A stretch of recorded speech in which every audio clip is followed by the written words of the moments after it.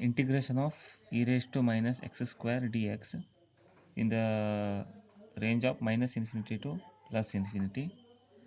So let us write I is equal to integration from minus infinity to plus infinity e raised to minus x square dx. Next, I will define the same integration with a different variable. So that is integration runs from minus infinity to plus infinity e raised to minus y square dy.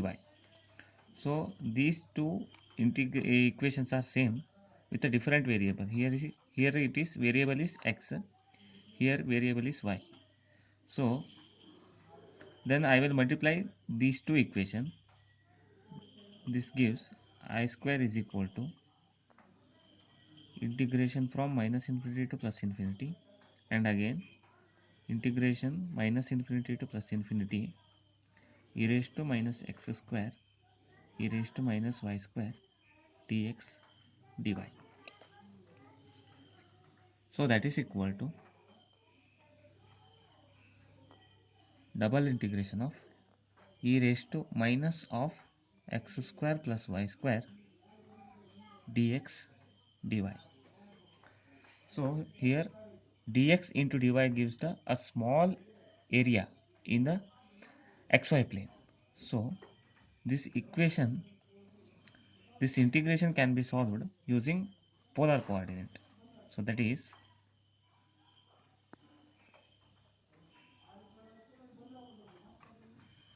this is xy plane. So here it is a point P. Let us take P x comma y in the xy plane. So in plane polar coordinate, this distance is called r. So and the angle is theta. This height is y, and this length is x. Okay. So according to Pythagoras theorem, r square is equal to x square plus y square.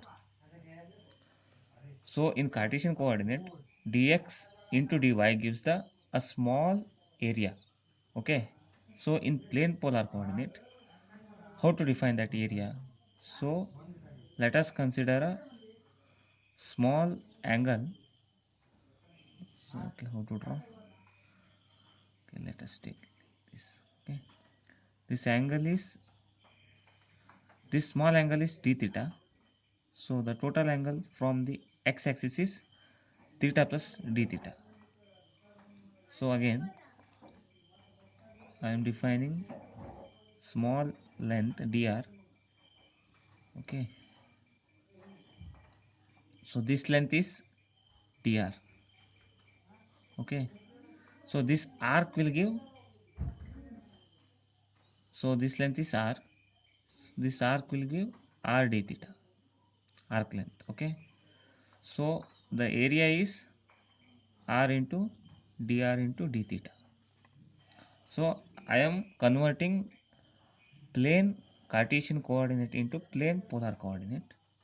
That gives I square is equal to, so again one more point is to take an entire plane. So r runs from 0 to infinity, and theta runs from 0 to 2 pi. So this in this range r and theta uh, um, r and theta will what you call r and theta covers complete plane polar.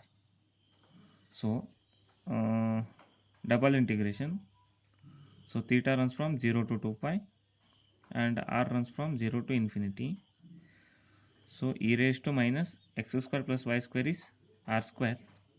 So dx into dy is this is the area in the Cartesian coordinate. In plane polar coordinate, r dr d theta is the small area, r dr d theta.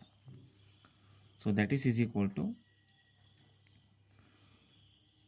0 to infinity e raised to minus r square into r dr and into 0 to 2 pi d theta.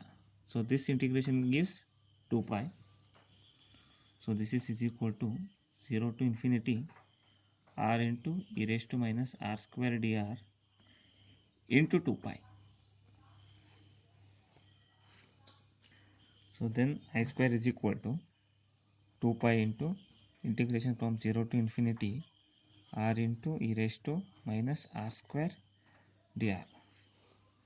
To solve this integration, so differentiate this exponential part, that is differentiation of e raised to minus r square, that gives the e raised to minus r square into 2r into dr.